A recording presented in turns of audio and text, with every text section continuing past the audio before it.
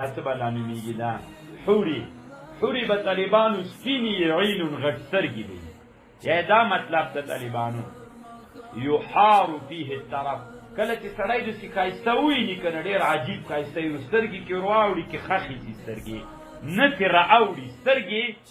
نه تر نه رااوړي طالبانو یحار فیه الطرف یعنې دا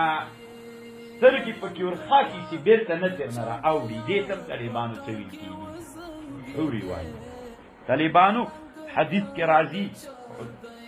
وایي دا د حورعینو سترګې به څیړي که نه دا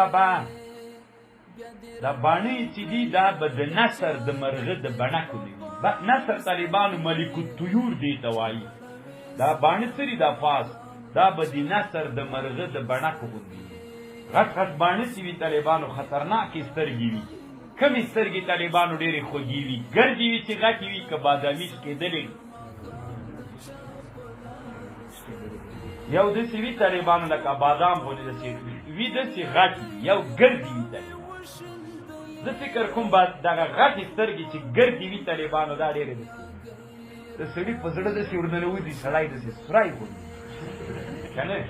که تاسې فکر یا شاعرم وی مختصر کې راځي یا ظبیات القاع لیلا من کنم لیلا من بشر که نه یا ظبیات القاع د غرچې سترګې ګردې دا ډېرې مؤثرې وي نو وایي چې په جنت کې ځکه انسان کې په حسن کې چې ډېر جلبوي سترګې هم ډېرې مهمې دي که نه بیخي ډېرې مهمې دي نو چې داسې خطرناکې سترګې دي وي او سپین او سور رنګ سره سور او زیل رنګ سره ګډ شي